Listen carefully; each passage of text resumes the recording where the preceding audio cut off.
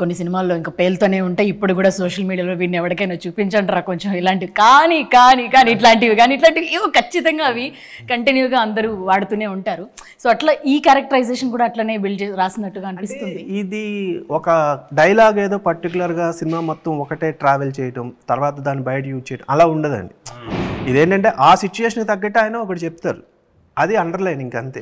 ఎందుకంటే ఇప్పుడు ఎవరైనా నా కూతుర్ని ఎందుకు ప్రేమించావు, లేదంటే నా కూతురు చుట్టూ తిరగద్దు, ఇలాంటివే చెప్తారు.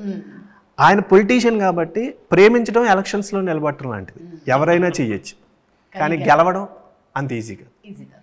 ఒక్కోసారి అపోజిషన్స్ చాలా స్ట్రాంగ్గా ఉంటుంది. సో ఇదేంటంటే వాడికి ఇండైరెక్ట్గా హీరోకి వార్నింగ్ ఇవ్వడం, plus at the same time ప్రేమని ఎలక్షన్స్ని కలపడం. ఎందుకంటే ప్రేమించిన వాళ్ళందరూ సక్సెస్ అవ్వరు, ఎలక్షన్లో నిలిచిన వాళ్ళందరూ విన్ అవ్వరు. సో ఆయన క్యారెక్టరేషన్ మొత్తం అలాగే ఉంటుందండి. అంటే ఎక్కడైనా సరే చాలా logically very entertaining. It's not serious, very entertaining. అది ఆయన పెన్న తాలూకా బలం. నేను చాలా కాలం మిస్ అయింది చెప్పి, అందుకు ఆస్వాదించి చెప్పాను. డబ్బింగ్ చెబుతూ కూడా అంత ఎంజాయ్ చేసి చెప్పి ప్రతిసారి అరిచేసేవాడు అందులో, సార్ ఏంటి సార్ ఇలాంటి. అది ఇప్పుడు టక్కని చెప్పమంటే కాదు, చూస్తే ఆస్వాదిస్తారు. సో మీకు ఎలా అనిపిస్తుందండి? సో హ్యాట్రిక్ మళ్ళీ హ్యాట్రిక్ కొట్టిన నాని నితీష్ యాడ్ అవుతున్నారు, అలాగే రావు రమేష్ గారు అండ్ నేషనల్ అవార్డు అందుకొని ఇప్పుడు గదర్ ఇంత బ్యూటిఫుల్ టీమ్ జాయిన్ అయ్యింది, మీకు వచ్చింది.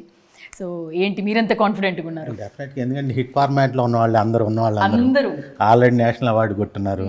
ప్లస్ మన తెలంగాణ ప్రభుత్వం ఇచ్చినటువంటి గద్దరు అవార్డ్స్లో కూడా శతమానం భవతికి వచ్చింది. సో ఎంత అంటే దిగ్గజాలు ఉన్నటువంటి దాంట్లో ఆల్రెడీ సక్సెస్లో 3 సినిమాలు హిట్ కొట్టున్నాడు హీరో ఆల్రెడీ. సో అతను గోల్డెన్ లెగ్గే. సో డెఫినెట్గా ఈ సినిమా కంటెంట్ పరంగా, దర్శకుల పరంగా రావు రమేష్ గారు, నరేష్ గారు వీళ్ళ నటనా ప్రతిభ ప్లస్ ఆ కామెడీ సీన్స్ కానీ, ఆ ఎమోషన్స్ కానీ, దానితో నితిన్ యాడ్ కావటం అనేది చాలా ప్లస్ అవుతుంది. సో డెఫినెట్గా నితిన్ ఖాతాలో అంటే మొదటిసారిగా సోలో హీరోగా అతనికి పెద్ద హిట్ వస్తుంది. యంగ్స్టర్స్ అందరూ కూడా